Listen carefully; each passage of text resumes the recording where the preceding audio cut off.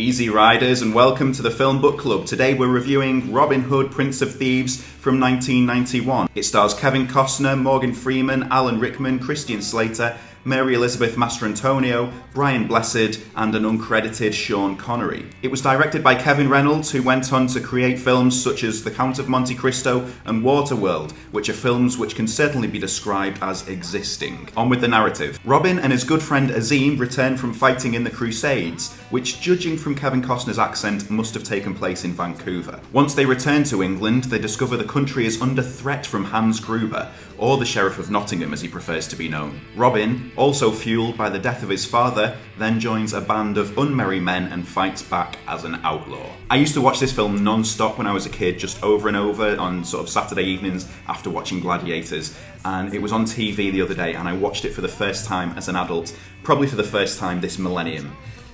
And there was nostalgia there, but there was also a serious vibe of, I wasted my childhood watching this. I really don't know where to begin. It was such a weird film in terms of the tone of it. There was some parts which were really dark. There's people's arms getting chopped off. The Sheriff of Nottingham's crazy witch mother who slits her wrist, bleeds into a plate, spits into it and then scrapes it with a long nail as we get this horrible shrieking sound so she can tell the future. The casting is weird. The character of John Little, or Little John as he later gets known, appears to be played by what can only be described as an Ewok. But it's nice to see that some of them got work after Return of the Jedi. There's sexual assault galore and also racism, everyone's favourite medieval pastime. I just don't understand how this film is a PG rating at all. There's also a lot of action scenes throughout the film, but it must be some of the most bland action I have ever seen in my life. What I did enjoy about the film was the fact that we got to see Robin Hood portrayed actually as a person. So we see his inner turmoil as he's fighting for his lands. He's tired after returning from the Crusades.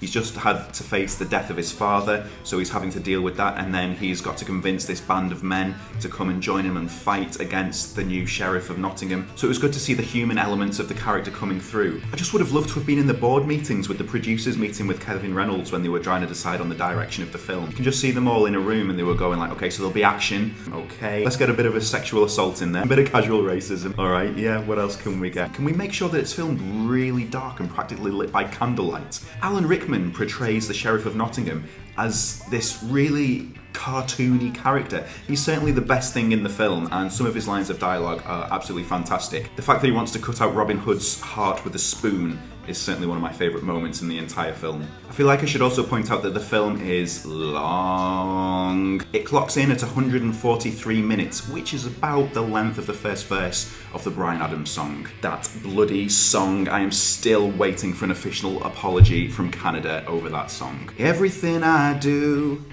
I did feel a bit sad as I was watching the film, because I was watching something that I used to love as a child growing up, and then I've watched it for the first time in God knows how long, and I was watching it and I felt a bit choked up because I really wanted to enjoy it, but it's just not very good. And then I started thinking to myself, I was like, did I just watch loads of crap when I was a child? So then I ended up watching Jason and the Argonauts just to think, because that was the first film I remember watching when I was little, and I watched it and I was like, if this isn't good, I don't know what to do with myself. Spoiler alert, guys, it's still awesome. The end scene, we've got Morgan Freeman running around Sherwood Forest with the biggest machete I have ever seen in my life. This thing is huge, it's like half the shape of the moon. As the unmerry men are fighting, trying to save their own and try and get the freedom of the people to try and fight back and overtake the tyranny of the Sheriff of Nottingham, we cut to Alan Rickman, who is inside with Maid Marian, essentially sexually assaulting her, trying to consummate their sham of a marriage with the priest who has been bribed for money. Friar Tuck then stumbles into the scene, walks in and sees that the priest has sold his soul to the devil and he's taken payment and he's married them without Marian's consent, and then he packs up all his money on him and he's like, oh, you sold your soul to the devil, and then he pushes him out of a window. I think accepting bribes, alright, it's fairly bad. I can't remember that being in the commandments, but I think murder definitely is. The fight continues, the witch gets spiked on a pole after being very racist to Morgan Freeman, so she deserved it. The Sheriff of Nottingham and Robin Hood have a big old sword fight, and there's only one winner there. Alan Rickman ends up getting impaled on a little dagger. He falls to his knees, and it's goodbye Gruber. And what do you know? Robin Hood saves the land. Hey! In fact, we could use Robin today, because there's certainly a few rich people I think should lose their money and give it to the poor. At the end scene, we have the marriage of Robin of Locksley to Maid Marian, and who turns up? Oh, it's Richard Lionheart, the King of England, played by Sean Connery, Robin of Locksley. And just when you thought the film couldn't get any weirder, Friar Tuck breaks the fourth wall right at the end as he looks directly into camera and tells the audience to leave. Why? Cue credits, cue the song, cue me getting out of there. Would I watch the film again? Maybe in another 10 years.